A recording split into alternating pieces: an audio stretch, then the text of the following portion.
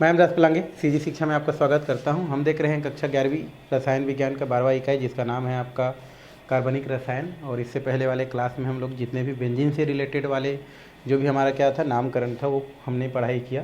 इतना में लगभग आपका नामकरण का जो प्रोसेस था वो ख़त्म हो गया। अब हम जो है इसमें से कुछ टॉपिक जो आपके आगे भी काम आने वाला है उनको हमको क्या करना है, आगे पढ़ाई करना है। और इसमें पहला आपका दिया है वो दिया है हमारा समवायता, जिसको बोलते हैं। समवायता क्या है ये हम लोग देखेंगे। समवायता जिसको अंग्रेजी में क्या बोलते हैं हम लोग जो है आइसोमेरिज में बोलते हैं। आइसोमेरिज में होता क्या है, समवायता होता क्या है, ये हमको पढ़ना है। वैसे समवायता का मतलब एक सामान्य मतलब होता है कि ऐसे यौगिक होते हैं जिनके अणुसूत्र तो समान होते हैं। अणुसूत्र मतलब बहुत सारे यौगिक होंगे और सब यौगिक का जो अणुसूत्र होगा वो एक होगा या एक जैसा होते हैं, लेकिन उनका जो भौतिक गुण होता है ना, फिजिकल प्रॉपर्टीज बोल सकते हैं, और उसका जो रासायनिक गुण होता है वो क्या होता है, अगर भिन्न भिन्न होता है तो उस स्थिति में वो जो यौगिक होते हैं वे यौगिक एक दूसरे के समवयी कहलाते हैं। और ये जो प्रक्रिया होता है वो प्रक्रिया आपका क्या कहलाता है, आपका समवायता कहलाता है। तो हम परिभाषा में लिखेंगे तो लिख सकते हैं कि दो या दो से अधिक ऐसे यौगिक जिनके जो अणुसूत्र होते हैं वो आपके क्या होते हैं, हमारे समान होते हैं। अणुसूत्र मतलब समान होते हैं। जैसे हम पानी की ही बात करें तो एक से एक अधिक जगह से पानी अगर लें तो उसकी सूत्र क्या होंगे, हमारे H2 ही होंगे। बट पानी की कलर बोल सकते हैं, उसका हम क्या बोल सकते हैं, स्वाद बोल सकते हैं, है ना, ये सब क्या होंगे, आपके अलग अलग होंगे। तो वैसे ही आप समझो कि ऐसे यौगिक जिनके अणुसूत्र क्या होते हैं, आपके समान होते हैं बट उसके भौतिक और रासायनिक गुण क्या होते हैं, अलग अलग होते हैं। ऐसे यौगिकों को हम क्या बोलते हैं, एक दूसरे के समवयी कहते हैं। और ये जो प्रक्रिया है उसे हम क्या बोलते हैं, समवायता कहते हैं या समवायता कहा जाता है। जैसा कि यहाँ पर दिया गया है कि दो या दो से अधिक ऐसे यौगिक जिनके अणुसूत्र क्या होते हैं, समान होते हैं, किंतु भौतिक गुण और रासायनिक गुण क्या होते हैं, भिन्न भिन्न होते हैं, वो एक दूसरे के समवयी कहलाते हैं। और ये जो घटना होता है ये घटना आपका क्या कहलाता है, आपका आइसोमर या आइसोमर बोलता हूँ, आइसोमेरिज में कहलाता है, समवायता कहलाता है। तो आप यही लिख सकते हैं कि दो या दो से अधिक यौगिकों का अणुसूत्र क्या हो, जब समान हो लेकिन उसका भौतिक और रासायनिक गुण क्या हो, अगर अलग अलग हो, तो ऐसे एक से अधिक जो यौगिक होंगे वो यौगिक एक दूसरे के क्या कहलाते हैं, समवयी कहलाते हैं। और ये प्रक्रिया क्या कहलाता है, समवायता कहलाता है। ये जो समवायता होता है जिसको हम अंग्रेजी में क्या बोलते हैं, आइसोमर कहते हैं। ये आइसोमर दो भागों से मिलकर बना होता है। एक होता है आइसो, जिसका मतलब क्या होता है हमारा, ये होता है समान होता है हमारा, ये क्या होता है, समान होता है। और एक होता है मीरोस, जिसका मतलब क्या होता है, आपका भाग होता है। तो इस तरीक़ा से इसको हम क्या कर सकते हैं, डिफाइन भी कर सकते हैं। बट ज़्यादा आपको याद रखना है आइसोमर क्या होता है, आइसोमेरिज में क्या होता है, समवायता किसे कहते हैं। तो एक से अधिक ऐसे यौगिक जिनके अणुसूत्र तो समान होते हैं लेकिन भौतिक और रासायनिक गुण क्या होते हैं, उनके अलग अलग होते हैं, वही हमारे क्या कहलाते हैं, हमारे समवायता कहलाते हैं, समवायता कहते हैं। जैसे एक हम सिंपल से अगर उदाहरण की बात करें तो यहाँ से हमको उदाहरण एक दिया है, अणुसूत्र हमको दिया गया है, हम उस पर थोड़ा सा चर्चा आपको करके बताते हैं। तो ये हमारा जैसे एक अणुसूत्र दिया गया है, ठीक है, हमको एक अणुसूत्र दिया गया है और यहाँ पर मैं ले लेता हूँ C2H6 और O ले लेता हूँ, एक हमारा अणुसूत्र है। अब इसके हम लोग जो है एक से अधिक यौगिक होंगे। जैसे मैं एक यौगिक बना देता हूँ CH3 CH2 और ये OH हो गया, और एक हमारा बना देते हैं CH3O और ये CH3। अब यहाँ पर एक को बोलते हैं एथिल एल्कोहल, ये जो नीचे मैं लिखा हूँ उसको हम लोग क्या बोलते हैं, एथिल एल्कोहल बोलते हैं। और इसका नाम होता है हमारा डाईमेथिल ईथर, डाईमेथिल क्या बोलते हैं इसको भाई, ईथर कहते हैं। तो ये डाईमेथिल ईथर है और एक है हमारा एथिल एल्कोहल है। ये दो यौगिक हैं और इन दोनों यौगिक का अणुसूत्र देखो समान है। देखो एथिल एल्कोहल का भी अणुसूत्र यही है और डाईमेथिल यौगिक का भी अणुसूत्र यही है। देख लो, 2 कार्बन इसमें है, 6 हाइड्रोजन 1 ऑक्सीजन इसमें भी है, इसमें भी 2 कार्बन है, 6 हाइड्रोजन है, 3 2 5 और 1 6 और 1 ऑक्सीजन है। तो एथिल एल्कोहल का भी अणुसूत्र यही है और डाईमेथिल यौगिक का भी अणुसूत्र क्या है, हमारा यही है। तो एक से अधिक यौगिक का जब अणुसूत्र क्या हो, समान होता है, लिखे ना भी कि दो या दो से अधिक यौगिक हैं जिनका अणुसूत्र क्या है, समान होता है, लेकिन उनका जो भौतिक गुण है ना, और रासायनिक गुण है वो अलग अलग होता है। तो एल्कोहल का भौतिक गुण अलग होगा, ईथर का भौतिक गुण अलग होगा, एल्कोहल का रासायनिक गुण अलग होगा, ईथर का रासायनिक गुण क्या होगा, अलग होगा। तो ये दोनों यौगिक एक दूसरे के क्या कहलाएंगे, हमारे समवयी कहलाएंगे। क्या कहलाएंगे, समोई, क्योंकि दोनों क्या कर रहे हैं, हमारा दोनों का अणुसूत्र क्या है, समान है, इसलिए वो एक दूसरे के क्या कहलाते हैं, समोई कहलाते हैं। मतलब इसको आइसोमर बोलते हैं, क्या बोलते हैं, आइसोमर कहते हैं। इन दोनों यौगिक को एक दूसरे के क्या कहेंगे, आइसोमर कहेंगे, अर्थात समोई कहलाएंगे। और ये जो घटना है, ये प्रक्रिया है, उसको हम लोग क्या बोलते हैं, आइसोमेरिज्म कहते हैं, आइसोमेरिज्म कहा जाता है। तो मेरे ख्याल से आपको जो समयता है वो समझ में आ गया होगा। समयता क्या होता है, तो ऐसे यौगिक, ये दो यौगिक है हमारे, ऐसे यौगिक जिनके अणुसूत्र क्या होते हैं, समान होते हैं, लेकिन भौतिक और रासायनिक गुण क्या होते हैं, अलग अलग होते हैं, ऐसे यौगिक एक दूसरे के क्या कहलाते हैं, समोई कहलाते हैं। ये दोनों हमारे क्या कहलाएंगे, एक दूसरे के समोई कहलाएंगे। और ये घटना आपका क्या कहलाता है, आपका जो है आइसोमर या आइसोमेरिज्म कहलाता है ना। समोई तो एक दूसरे का हो गया, और ये प्रक्रिया आपका जो है समवायता कहलाता है। तो इसको आपको क्या करना है, ध्यान में रखना है। जैसे एक उदाहरण हम बोलेंगे, तो जैसे किसी माँ बाप के मान लो 3 बच्चे हैं, तो 3 बच्चे क्या हो गए हमारे, तो सब तीनों बच्चे के माँ बाप क्या है हमारे, एक हैं। मतलब हम बोल सकते हैं कि 3 बच्चे अलग अलग यौगिक हैं, लेकिन सबके माँ बाप क्या हैं, एक हैं, मतलब उनका अणुसूत्र एक है। लेकिन तीनों बच्चे के जो भौतिक गुण है, रासायनिक गुण है, वो क्या है हमारे, अलग अलग हैं, मतलब बिहेवियर अलग अलग है उनका, कुछ चीज़ जो है देखा जाए तो कुछ डिफरेंट है। तो वो तीनों बच्चे एक दूसरे के क्या कहलाएंगे, समवयी कहलाएंगे। और ये जो प्रक्रिया है वो क्या कहलाएगा, समयता कहलाएगा। तो इस तरीक़ा से आप समयता को क्या कर सकते हैं, समझ सकते हैं कि 2 या 2 से अधिक ऐसे यौगिक जिनके अणुसूत्र समान होते हैं, लेकिन भौतिक और रासायनिक गुण क्या होते हैं, आपके अलग अलग होते हैं, ऐसे यौगिक एक दूसरे के समवयी कहलाते हैं। और यह घटना समवायता कहलाता है। इस प्रकार से आपको लिखना है। और एक जो है एग्जाम्पल आपको जैसे अच्छा लगता है आप एग्जाम्पल लिख सकते हैं। तो ये हो गया हमारा समवायता। अब आगे हमको देखना है समवायता के प्रकार। तो समवायता को मुख्यतः 2 भागों में हम लोग क्या करते हैं, बांटते हैं। यहाँ पर 2 भागों में विभाजित किया जाता है। एक होता है हमारा संरचनात्मक समवायता होता है, और एक होता है त्रिविम समवायता होता है। तो समवायता को कितने भागों में बांटते हैं हम लोग, 2 भागों में बांटते हैं भाई। संरचनात्मक समवायता जिसको स्ट्रक्चरल आइसोमेरिज्म कहते हैं, और एक होता है त्रिविम समवायता जिसको स्टेरियो आइसोमेरिज्म कहते हैं, है ना। तो ये 2 प्रकार का होता है, जिसको हम लोग जो है और आगे जो है कई प्रकार में क्या करते हैं, बांटते हैं। संरचनात्मक समवायी को आगे जो है हम लोग जो है 6 भागों में क्या करते हैं, बांट के पढ़ाई करते हैं। और जो त्रिविम समवायी होता है उसको आगे हम लोग कितने भागों में बांटते हैं, 2 भागों में क्या कर देते हैं, बांट देते हैं और पढ़ाई करते हैं। तो हम इसको आगे क्या करते हैं, फिलहाल तो जो है और आगे देखते हैं कैसा है। तो जैसा कि यहाँ पर आपको दिख रहा है कि हमारे जो समवायता है, जिसको हम लोग जस्ट अभी परिभाषा देखें, जिसको हम लोग क्या बोलते हैं, आइसोमेरिज्म कहते हैं। इनके 2 प्रकार होता है हमारा। फर्स्ट होता है हमारा संरचनात्मक समवायता स्ट्रक्चरल आइसोमेरिज्म, और एक होता है हमारा कौन सा होता है, त्रिविम समवायता, जिसको हम लोग क्या बोलते हैं, स्टेरियो आइसोमर बोलते हैं। अब यहाँ आइसोमेरिज्म बोलते हैं। अब जो स्ट्रक्चरल जो हमारा आइसोमेरिज्म है उसको 6 भागों में बांटते हैं। जैसे फर्स्ट हमारा दिया गया है श्रृंखला समवायता, जिसको हम लोग चैन आइसोमेरिज्म बोलते हैं। सेकेंड आपका जो होता है उसको बोलते हैं वलय श्रृंखला समवायता, जिसको रिंग चैन आइसोमेरिज्म बोलते हैं। थर्ड जो होता है हमारा, इसको बोलते हैं क्रियात्मक समूह समवायता, जिसको फंक्शनल ग्रुप आइसोमेरिज्म बोलते हैं। 4th नंबर आपका क्या होता है हमारा, ये हो गया हमारा 4th नंबर। तो इसमें 4th नहीं करेंगे, ये हमारा 3 नंबर ये हो गया हमारा स्थान आइसोमेरिज्म, पोजीशन आइसोमेरिज्म। फिर 4 क्या हो गया, क्रियात्मक समवायता मतलब फंक्शनल आइसोमेरिज्म। एक होता है मध्यवयता, मेटामेरिज्म बोलते हैं। ये हमारा कितना हो गया आपका 4 नंबर, और ये 5th नंबर हो गया। और एक लास्ट होता है हमारा पोजीशन आइसोमर, या इसी को बोलते हैं टेटोमेरिज्म बोलते हैं, टेटोमेरिज्म कहा जाता है। तो टोटल हमारे कितने प्रकार के होते हैं, संरचनात्मक समवायता को 6 भागों में हम लोग क्या करते हैं, बांट के पढ़ाई करते हैं। श्रृंखला समवायता, वलय समवायता, क्रियात्मक समवायता, स्थान समवायता, मध्यवयता, चलावयता। तो संरचनात्मक समवायता को टोटल जो है हम लोग 6 भागों में क्या करते हैं, डिवाइड करके क्या करते हैं, पढ़ाई करते हैं, जो आगे हम लोग क्या करने वाले हैं, देखने वाले हैं। इसी प्रकार से जो त्रिविम समवायता होता है उसको आगे हम 2 भागों में क्या करते हैं, बांटते हैं।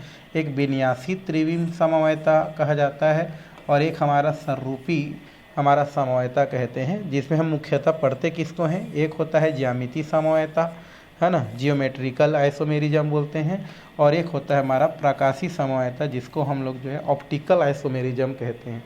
ये जो हमारा ज्यामिति समवायता होता है उसको सीन्स ट्रांस आइसोमेरिज्म भी कहा जाता है। और ये जो ऑप्टिकल होता है ये जनरली हमारे दर्पण के सामने खड़ा होने पर इस प्रकार के समवायता हमारा क्या होता है, निर्मित होता है। तो इस तरीक़ा से आप जो आइसोमेरिज्म होता है उस आइसोमेरिज्म को क्या कर सकते हैं, जो है उसको जो है आप जो है टाइप्स में क्या कर सकते हैं, हम लोग डिवाइड कर सकते हैं। तो इतने प्रकार का होता है जिसको आपको देखना है। तो पहले हमको किसके पास चलना पड़ेगा भाई, संरचनात्मक समवायता के पास चलना पड़ेगा, क्योंकि हमको जो है पहला नंबर उसी को देखना है। तो पहला हमारा क्या दिया है, संरचनात्मक समवायता, स्ट्रक्चरल हमारा आइसोमेरिज्म बोलेंगे।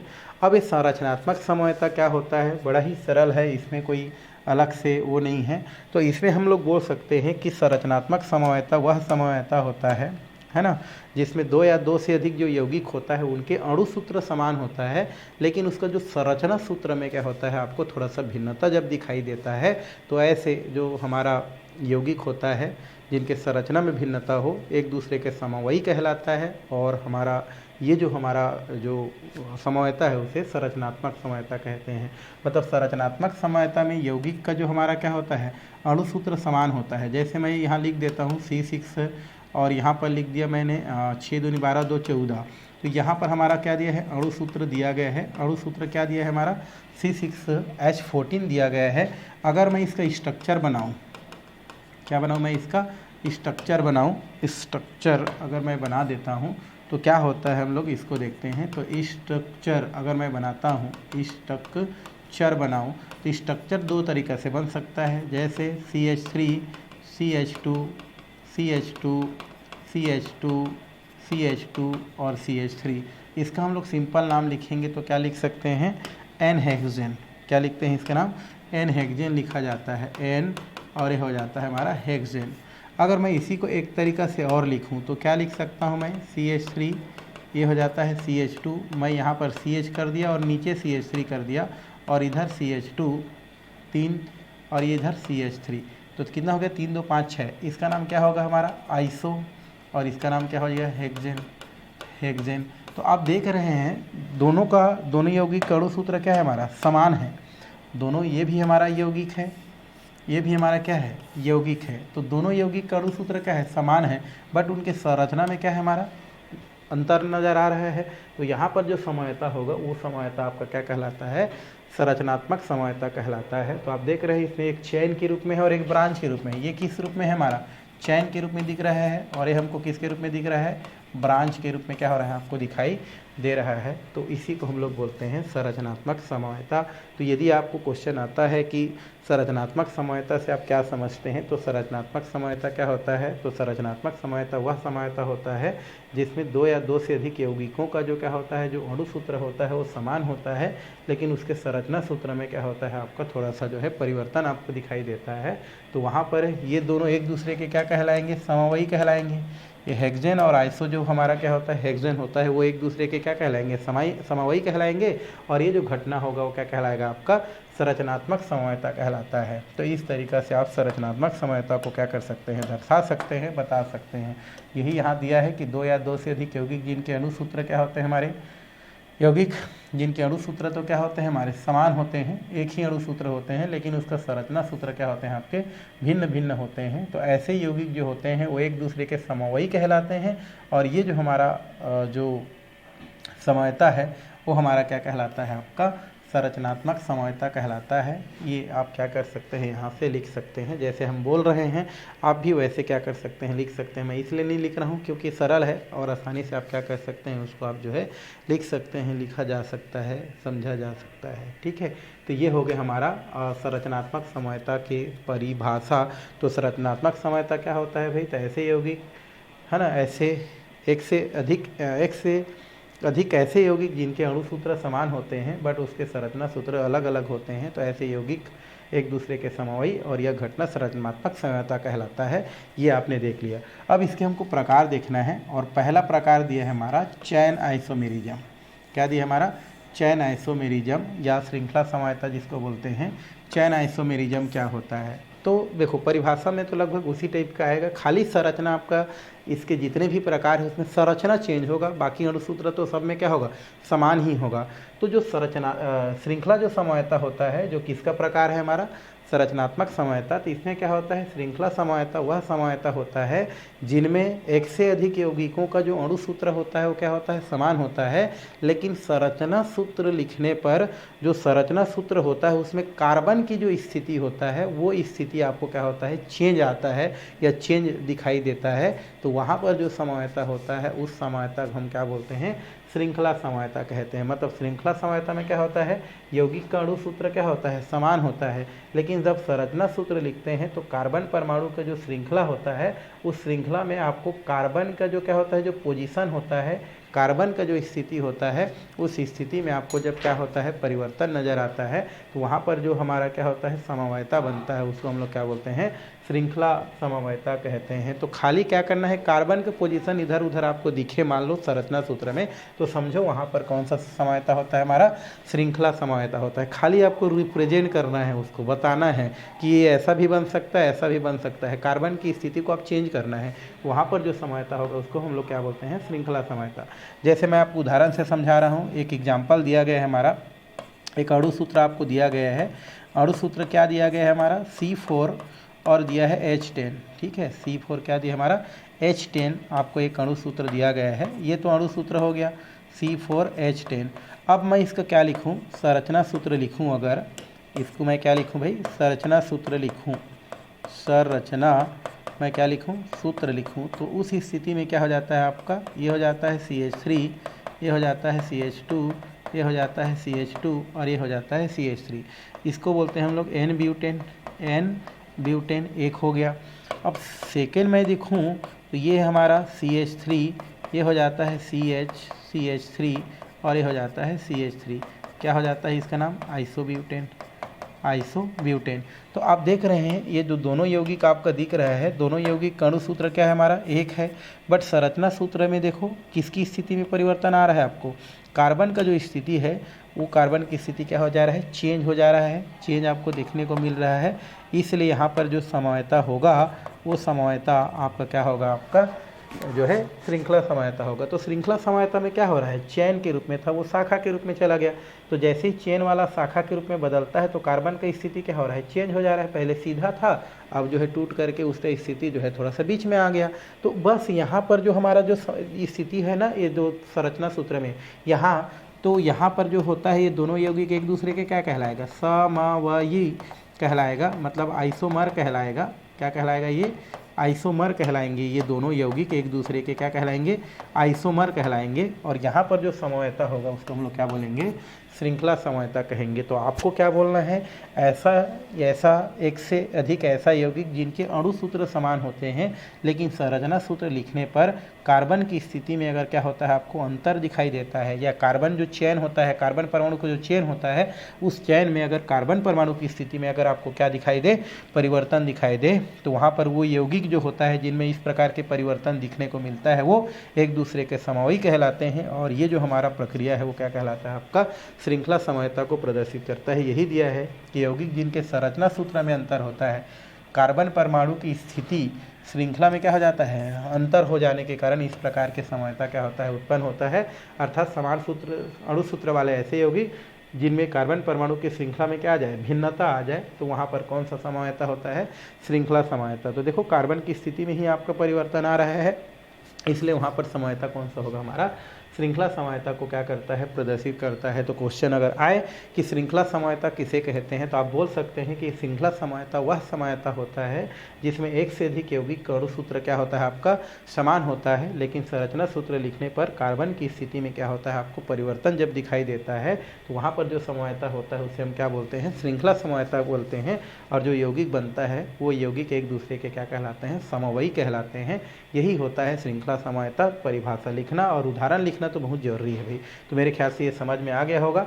खाली कार्बन की स्थिति चेंज होने की वजह से वहाँ पर कौन सा समवायता आपको दिखला, वहाँ पर श्रृंखला समवायता। दूसरा हमको दिखना है वो है वलय श्रृंखला समवायता। वलय श्रृंखला समवायता या रिंग चैन आइसोमेरिज्म बोलते हैं।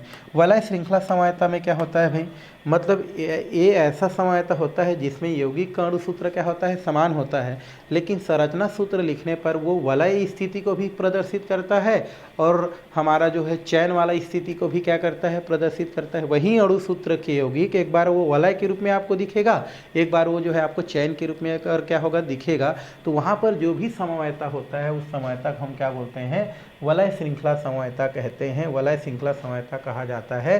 जैसे मैं आपको एक एग्जाम्पल के रूप में समझा रहा हूँ, जैसे एक हमारा अणु सूत्र यहाँ पर दिया गया है, एग्जाम्पल भी है भाई, है ना। तो ये एग्जाम्पल है और अणु सूत्र दिया है आपका C3 और क्या दिया है H6, ये हमारा अणु सूत्र है। अब मैं इसको संरचना सूत्र लिखूँ उसी का, तो उसको मैं दोनों तरीक़ा से क्या कर सकता हूँ, प्रदर्शित कर सकता हूँ, रिंग के रूप में भी और उसको जो है हम लोग जो है वलय के रूप में। तो जैसे पहला CH3 और ये हो गया CH2 डबल बॉन्ड CH2, इसको बोलते हैं डबल बॉन्ड है तो इन और 3 कार्बन है तो क्या लगाते हैं, प्रोप। तो नाम क्या हो जाता है इसका, नाम प्रोपिन हो जाता है। क्या नाम हो जाता है इसका, नाम प्रोपिन हो जाता है। तो ये हो गया प्रोप और ये डबल बॉन्ड है तो इन, तो नाम क्या हो गया भाई, प्रोपिन। एक तरीका ये हो गया, ये चैन के रूप में हो गया, ये चैन हो गया हमारा, चैन वाला है मतलब ये चैन वाला हो गया। अब इसी को मैं कैसे दिखा सकता हूँ, एक दूसरा संरचना सूत्र लगाऊंगा तो CH2 और यहाँ पर मैं क्या लगा दिया CH2, यहाँ पर लगा दिया CH2। तो इसमें क्या लगाते हैं, साइक्लो लगाते हैं और 3 कार्बन है तो प्रोप और सिंगल बॉन्ड है तो क्या हो जाता है हमारा N, तो नाम क्या हो जाता है, साइक्लोप्रोपेन। तो आप देख रहे हैं कि इस प्रकार के समवायता में यौगिक अणु सूत्र क्या है हमारा, समान है, यौगिक अणु सूत्र समान है, लेकिन संरचना सूत्र में ये चैन वाला स्थिति को भी क्या कर रहा है, शो कर रहा है, और ये हमारा रिंग वाला स्थिति को भी क्या कर रहा है, शो कर रहा है। इसलिए यहाँ पर आपको जो है दोनों की स्थिति में भिन्नता दिख रहा है, रिंग वाला भी दिखा रहा है, चैन वाला भी दिखा रहा है। इसलिए यहाँ पर जो समवायता होगा उससे हम लोग क्या बोलेंगे, वलय श्रृंखला समवायता कहते हैं, वलय श्रृंखला समवायता कहा जाता है। तो आप अपने हिसाब से लिख सकते हैं परिभाषा को कि वलय श्रृंखला समवायता वह समवायता होता है जिसमें एक से अधिक यौगिक का अणु सूत्र समान होता है, बट उस यौगिक का जो संरचना सूत्र होता है उस संरचना सूत्र में एक बार वो चैन की स्थिति को दिखाता है और एक बार जो है वलय की स्थिति को क्या होता है, प्रदर्शित करता है। या उसी यौगिक को हम दो तरीक़ा से, वलय के रूप में और रिंग के रूप में अगर हम क्या करते हैं वहाँ पर प्रदर्शित करते हैं, तो वहाँ पर जो भी समवायता होता है उस समवायता को हम क्या बोलते हैं, वलय श्रृंखला समवायता कहते हैं। और इस तरीक़ा से आप क्या कर सकते हैं, एग्जाम्पल बता सकते हैं। उसी प्रकार आप सेकेंड नंबर का क्या कर सकते हैं, एग्जाम्पल क्या कर सकते हैं, बता सकते हैं। जैसे एक अणु सूत्र दिया है C6 और ये हमारा क्या दिया है, हमारा H12। इसको तो कई तरीक़ा से क्या किया जा सकता है, वे रिप्रेजेंट किया जा सकता है। तो यहाँ पर हम लोग सेकेंड एग्जाम्पल में अणु सूत्र आपका दिया गया है, अणु सूत्र क्या दिया है, C6H12 दिया गया है, ये हमारा अणु सूत्र दिया गया है। तो अणु सूत्र को हम कई तरीक़ा से कर सकते हैं। तो C हो गया, 6 हो गया और H12 हो गया, ठीक है, H12 हो गया। अब इसको कैसे कैसे हम दर्शा सकते हैं, एक तो हमारा सामान्य अगर हम देखें तो संरचना सूत्र में इसको हम लोग एक सामान्य स्थिति से दिखा सकते हैं। फर्स्ट नंबर कि ये हो गया CH3, ये हो गया CH2, ये हो गया CH2, ये हो गया CH2, ये हो गया हमारा CH करेंगे इसको लास्ट वाला को, एक मिनट इसको फिर से करते हैं। तो ये कितना हो जाता है पर CH3, ये हो जाता है CH2, ये हो जाता है CH2, ये भी CH2 और CH डबल बॉन्ड 1 2 3 4 5 और ये हो जाता है आपका CH2। तो ये देखो उतना ही कार्बन हाइड्रोजन है, 3 2 5 5 2 7 7 2 9 9 2 11 और 1 12। तो ये 12 हाइड्रोजन है, 6 कार्बन है। तो इसका नाम क्या होता है, डबल बॉन्ड है तो क्या लगाते हैं, इन, और ये हो जाता है हमारा 6 कार्बन है तो हेक्स। तो नाम क्या हो जाता है हमारा, हेक्सिन। देखो वही को हमारा क्या हो गया, हमारा हेक्सिन हो गया। तो ये हमारे एक हेक्सिन के रूप में लिख सकते हैं। दूसरा अगर हम इसको करें तो एक रूप में और क्या कर सकते हैं, इसको दर्शा सकते हैं। जैसे आपको क्या दिया है, CH3 दिया है, CH, और इधर हमारा क्या दिया है, CH3 दिया है। फिर अगर आगे CH2, यहाँ पर क्या है, CH डबल बॉन्ड क्या दिया है, CH2। एक हमारा और दिया है, इसमें भी 3 3 6 6 3 9 10 10 2 12 दिया है। तो इसका नाम क्या होगा हमारा, एक तो हम लोग लगाएंगे आइसो, ये लगाएंगे आइसो, और 6 कार्बन है तो क्या लिखेंगे, हेक्स और इन। तो इसको क्या लिख सकते हैं, आइसो हेक्सिन भी हम क्या कर सकते हैं, इसको लिख सकते हैं, लिखा जा सकता है। और भी तरीका है जिसमें हम इसको क्या कर सकते हैं, लिख सकते हैं। जैसे थर्ड नंबर की अगर हम बात करें, है ना, थर्ड नंबर हम लोग यहाँ से लिख देते हैं, कैसे बन सकता है। तो ये हो गया CH3, ये हो जाता है आपका CH3, इधर भी क्या हो जाता है CH3, ये हो गया CH डबल बॉन्ड और ये हो जाता है CH2। ठीक है, तो यहाँ पर देखो 4 और 1 कितना हो रहा है, 5 ही हो रहा है ना अभी। कितना हो गया, 3 4 5 हो गया, 6 हो गया, 1 2 3 4 4 2 6 हो गया। उतना ही कार्बन है हमारा, 3 3 6 6 3 9 9 10 10 और 2 कितना हो गया 12। इसको हम लोग क्या लिख सकते हैं, नियो। यहाँ पर देखो चारों कार्बन से हमारा जुड़ा हुआ है तो क्या लिख सकते हैं, नियो हो गया।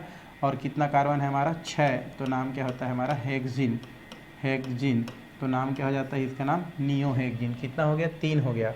एक तरीका और है हमारा, चौथा तरीका, और वो होता है हमारा इस प्रकार से हम डायरेक्टली क्या कर सकते हैं, उसको रिंग के रूप में भी दर्शा सकते हैं। इसी को हम लोग क्या बोलते हैं, साइक्लोहेक्सेन बोलते हैं, साइक्लोहेक्सेन कहा जाता है। तो इस तरीक़ा से हम 4 तरीक़ा से उसको दर्शा सकते हैं।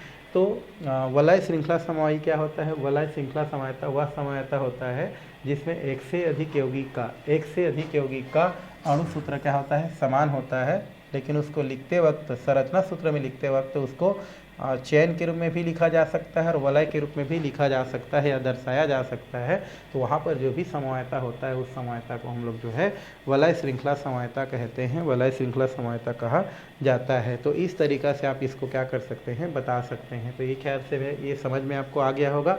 चलिए अब हम चलते हैं स्थान समवायता। किसके पास चलते हैं भाई हम लोग, स्थान समवायता। स्थान समवायता जो होता है, अंग्रेजी में इसको पोजीशन आइसोमेरिज्म कहते हैं। पोजीशन आइसोमेरिज्म का मतलब क्या होता है भाई, पोजीशन में क्या होता है हमारा, जैसे इससे पहले वाले जो स्थिति में आपने क्या पढ़ा था, श्रृंखला समवायता पढ़ा था। तो श्रृंखला समवायता में किसकी स्थिति चेंज हो रहा था, कार्बन की स्थिति चेंज हो रहा था। स्थान समवायता में हमारा जो कार्बन श्रृंखला होता है उस श्रृंखला के साथ जुड़ा हुआ क्रियात्मक समूह के स्थिति में अगर क्या हो, परिवर्तन हो, तो वहाँ पर जो समवायता होगा उसको हम लोग क्या बोलते हैं, स्थान समवायता कहते हैं। तो श्रृंखला समवायता और स्थान समवायता में बस अंतर ये है कि श्रृंखला समवायता में जो है कार्बन की चेन में कार्बन की स्थिति बदलता था, यहाँ पर स्थान समवायता में कार्बन की चेन से जुड़ा हुआ जो क्या होता है हमारा जो क्रियात्मक समूह होता है, अगर उसका पोजीशन अगर चेंज हो जाए तो वहाँ पर जो समवायता होता है उस समवायता को हम क्या बोलते हैं, स्थान समवायता कहते हैं। अर्थात स्थान समवायता ऐसा समवायता होता है जिसमें यौगिक का अणु सूत्र समान होता है, लेकिन संरचना सूत्र लिखने पर जो क्रियात्मक समूह रहता है वो क्रियात्मक समूह अलग अलग स्थिति को अगर प्रदर्शित करता है, उनका स्थान में अगर परिवर्तन आपको दिखाई देता है, तो वहाँ पर जो समवायता होता है उस समवायता को हम क्या बोलते हैं, स्थान समवायता कहते हैं। और जो यौगिक होता है वो एक दूसरे के समवयी कहलाता है। जैसे एग्जाम्पल के लिए अगर हम देखें, यहाँ पर अणु सूत्र आप क्या कर सकते हैं, लिख सकते हैं और उसको बता सकते हैं। तो अणु सूत्र जैसे दिया गया है हमारा, क्या अणु सूत्र दिया है, जैसे हम लोग C4H9 और ये हमारा OH दिया गया है, ये हमारा अणु सूत्र है। ठीक है, अब इसका हम लोग क्या लिखें, संरचना सूत्र अगर लिखें तो संरचना सूत्र को मैं कई तरीक़े से लिख सकता हूँ। पहला जैसे CH3, यहाँ पर CH2, यहाँ पर CH2 और यहाँ पर CH2 और ये क्या है, OH है। अब इसका मैं नाम देखूँ तो ये नामकरण मैं कर सकता हूँ। तो ये पहला 1 हो गया, 2 हो गया, 3 हो गया और ये 4 हो गया। तो 1 में आपको क्या दिख रहा है, ऑल दिख रहा है। सिंगल बॉन्ड है तो क्या है हमारा एन हो गया। टोटल कितने कार्बन है, 4, तो ब्यूट बोलते हैं, तो ये हो जाता है ब्यूटेन 1 ऑल। ये पहला हो गया। सेकेंड नंबर हम अगर इसको लिखूं तो मैं क्या लिख सकता हूं, CH3 CH, यहाँ पर मैं क्या कर देता हूं OH, यहाँ पर CH2 और यहाँ पर CH3। अब इस सर मैं नामकरण करूं तो इसका नामकरण मैं किधर से कर सकता हूं, जिधर से क्रियात्मक समूह नज़दीक पड़े। तो 1 2 और ये कितना हो जाता है हमारा 3 और ये 4। अब इसका नाम क्या हो जाएगा, 2 ऑल। सिंगल वन है तो क्या हो जाएगा N, और उसके बाद जो है 4 कार्बन है तो ब्यूट। ठीक है, तो ब्यूट, तो नाम क्या हो जाता है आपका ब्यूटेन 2 ऑल। तो आप देख रहे हैं कि दोनों यौगिक का हमारा जो है अणु सूत्र क्या है, हमारा C4H9OH ही है। बट आप देख रहे हैं कि दोनों संरचना सूत्र में किसका स्थिति बदल रहा है, हमारा क्रियात्मक समूह की स्थिति आपको बदल रहा है। एक संरचना सूत्र में उसका स्थिति कौन से पोजीशन में है, 1 पोजीशन में है, और एक संरचना सूत्र में उसका पोजीशन दूसरा पोजीशन पर है। मतलब दोनों ही स्थिति में आप देख रहे हैं, दोनों संरचना सूत्र में आप देख रहे हैं कि क्रियात्मक समूह क्या हो रहा है, अपना स्थिति चेंज कर रहा है। तो यहाँ पर जो समवायता होगा उस समवायता को हम लोग क्या बोलते हैं, स्थान समवायता कहते हैं, स्थान समवायता कहा जाता है। तो ये आपको समझ में आ गया होगा कि स्थान समवायता क्या होता है भाई। तो स्थान समवायता क्या होता है, ऐसे एक से अधिक यौगिक जिनके अणु सूत्र समान होता है, लेकिन संरचना सूत्र में आप देखेंगे तो जो क्रियात्मक समूह होता है उनकी स्थिति आपका क्या होता है, अलग अलग होता है। तो ये दिखा है श्रृंखला में एक सी क्रियात्मक समूह की स्थिति में क्या होता है, परिवर्तन होता है। तो वो परिभाषा मत देखो, आप डायरेक्टली समझो बोलना क्या चाहता है। तो ऐसे यौगिक जिनके अणु सूत्र समान होता है लेकिन संरचना सूत्र लिखने पर क्रियात्मक समूह की स्थिति में जब क्या होता है, आपका परिवर्तन दिखाई देता है, तो वहाँ पर जो भी समवायता होता है वो क्या कहलाता है, आपका स्थान समवायता कहलाता है, स्थान समवायता कहते हैं। तो इनको आपको क्या करना है, ध्यान में रखना है, किसको, स्थान समवायता को। और जस्ट इसी के जैसा आपका श्रृंखला समवायता है बट उसमें कार्बन की स्थिति चेंज होता है, तो इसको भी याद रखने हैं कि इसमें कार्बन की स्थिति चेंज होता है और किसमें जो है आपका जो है क्रियात्मक समूह की स्थिति चेंज होता है। ठीक, फोर्थ नंबर चलते हैं। फोर्थ नंबर होता है क्रियात्मक समूह समवायता। क्रियात्मक समूह समवायता फंक्शनल ग्रुप आइसोमेरिज्म हम बोल सकते हैं। तो यहाँ पर फंक्शनल आइसोमेरिज्म क्या होता है, तो ये हमारा एक ऐसा समवायता होता है जिनमें एक से अधिक यौगिक का जो अणु सूत्र होता है वो एक होता है, बट उनको अगर हम संरचना सूत्र में दर्शाएं तो वही अणु सूत्र वाले यौगिक जो होते हैं वो संरचना सूत्र में एक से अधिक क्रियात्मक समूह को प्रदर्शित करते हैं। मतलब अणु सूत्र एक ही होता है बट संरचना सूत्र में अगर लिखें उनका तो अलग अलग क्रियात्मक समूह को क्या करता है, जब दर्शाता है तो उसको हम लोग क्या बोलते हैं, क्रियात्मक समवायता बोलते हैं। ये दोनों अलग अलग है ना, जिसको ध्यान रखेंगे। तो क्रियात्मक समवायता में क्या होता है, तो यौगिक का अणु सूत्र समान होता है लेकिन वो एक अणु सूत्र वाले जो हमारे यौगिक हैं वो संरचना सूत्र में अलग अलग क्रियात्मक समूह को जब क्या करता है, प्रदर्शित करता है, तो उसको हम लोग क्या बोलते हैं, क्रियात्मक समवायता कहते हैं। जैसे मैं आपको समझा रहा हूँ, ये हमारा अणु सूत्र दिया है, ये दिया है C2H6O दिया है, ये हमारा क्या है, अणु सूत्र है।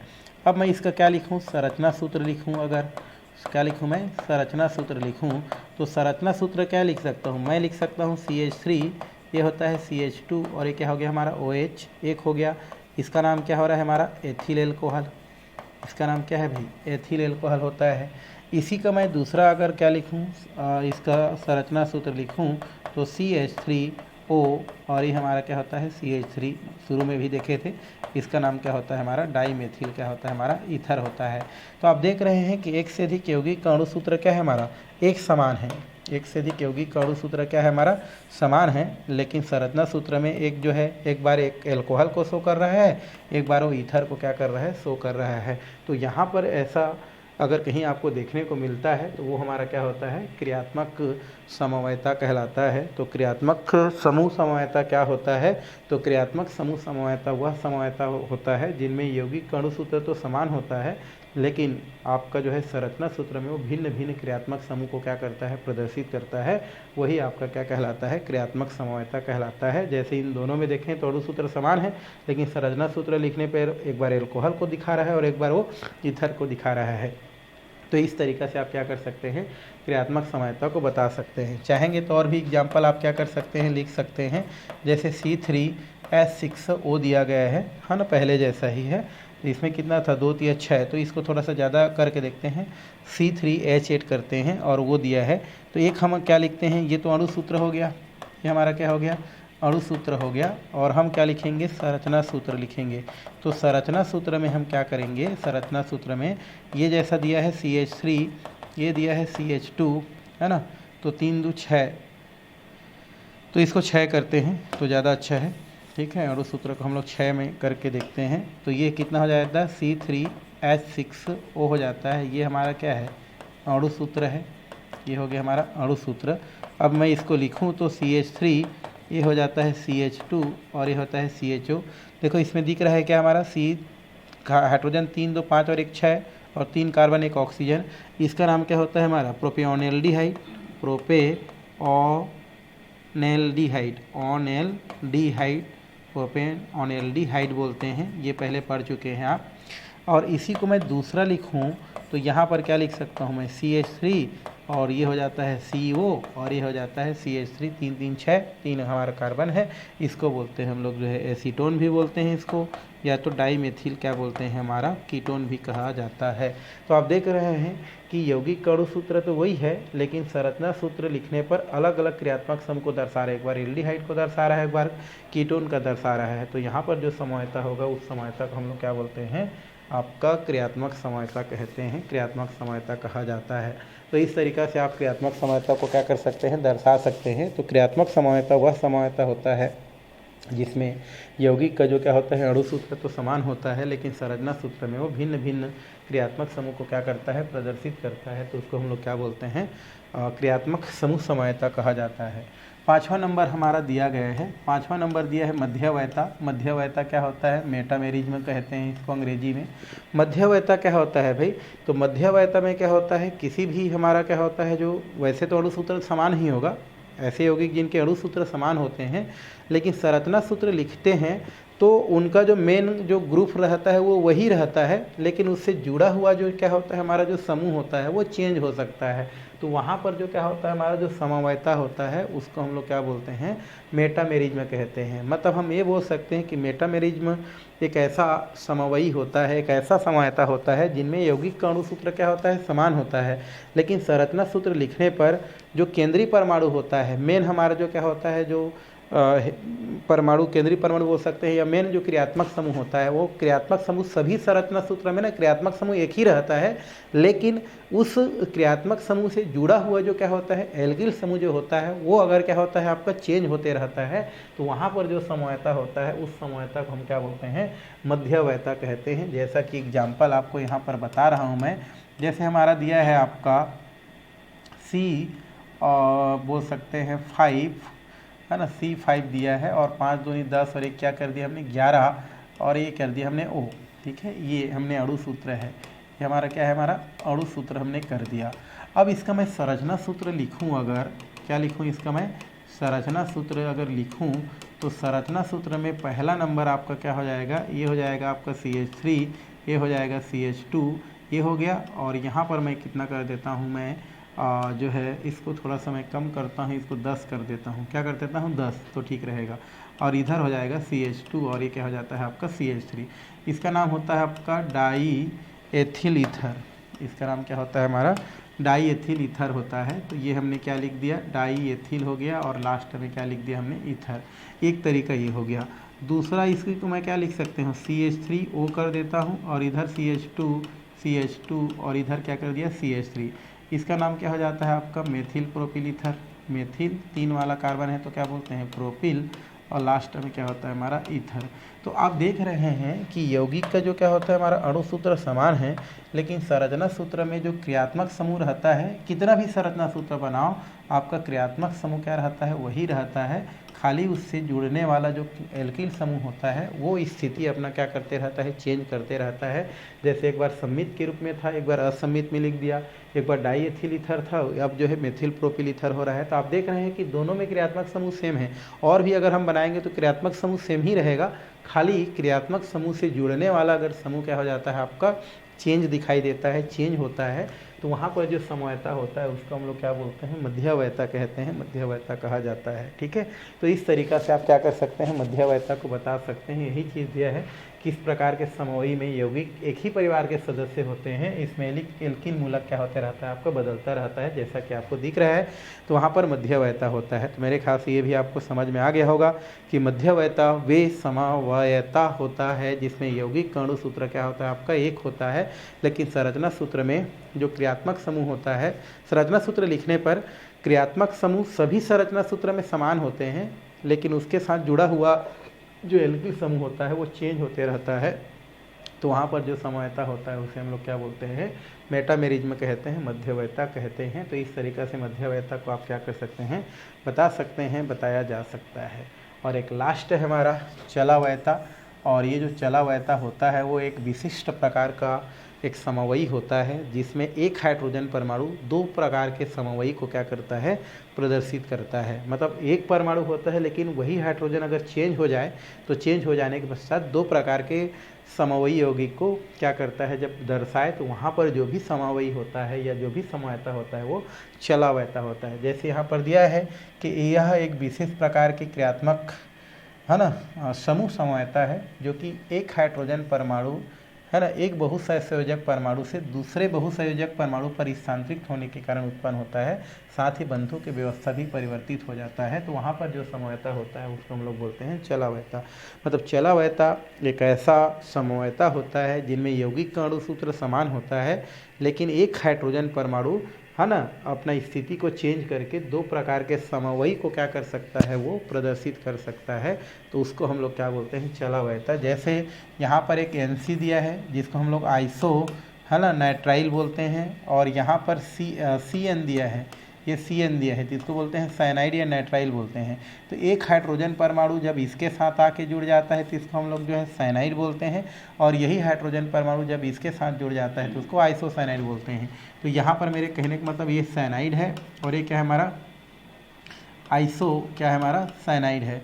तो ये हाइड्रोजन परमाणु जो होता है इसके साथ जुड़ जाता है तो ये हाइड्रोजन साइनाइड को शो करता है, और इसके साथ जुड़ जाता है तो ये किसको शो करता है, हमारा आइसोसाइनाइड को शो करता है। तो आप देख रहे हैं कि एक हाइड्रोजन परमाणु दो प्रकार के समूह को क्या कर रहा है, प्रदर्शित कर रहा है। तो यहाँ पर आपका जो समवायता होगा वो समवायता क्या कहलाता है, आपका चलावयता कहलाता है। मतलब एक ही अणु या एक ही परमाणु दो प्रकार के अगर यौगिक को मेंटेन करे उसको हम लोग क्या बोलते हैं, जो है वहाँ पर चलावयता कहते हैं। और आप देख रहे हैं कि हाइड्रोजन दो को मेंटेन कर रहा है, साइनाइड को और आइसोसाइनाइड को। तो यहाँ पर जो समवायता होगा उस समवायता को हम क्या बोलते हैं, और जो है चलावयता कहते हैं। ये दो प्रकार का होता है हमारा, एक होता है द्विक प्रणाली जिसको हम लोग बोलते हैं डायड सिस्टम, और एक होता है त्रिक प्रणाली जिसको बोलते हैं हम लोग ट्राइड सिस्टम, है ना। तो द्विक प्रणाली में क्या होता है हमारा, इसमें जो हाइड्रोजन परमाणु होता है उसका दोलन दो बहुसंयोजकी परमाणु के बीच होता है। मतलब जो द्विक प्रणाली होता है, डायड जो सिस्टम होता है, उसमें हाइड्रोजन परमाणु दो समवयी को मेंटेन करता है, एक साइनाइड को और एक आइसोसाइनाइड को, तो उसको द्विक प्रणाली बोलते हैं। और अगर हाइड्रोजन परमाणु दो से अधिक मतलब तीन वाले को अगर मेंटेन करें, तीन हाइड्रोजन में तीन प्रकार के समवयी को मेंटेन करें तो उसको हम लोग क्या बोलते हैं, त्रिक प्रणाली कहते हैं।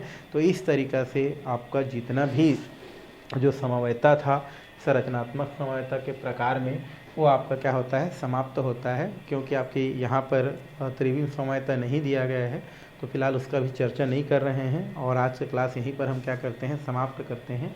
समवायता समाप्त होता है इतना में, और आने वाला क्लास में हम लोग फिर सहसंयोजी बंध में इलेक्ट्रॉनिक विन्यास, आगे प्रेरणिक प्रभाव, आगे जो है इलेक्ट्रोमेरिक प्रभाव, अनुनाद प्रभाव, ये सब पढ़ाई करने वाले हैं जो कि बहुत ही इंपॉर्टेंट है।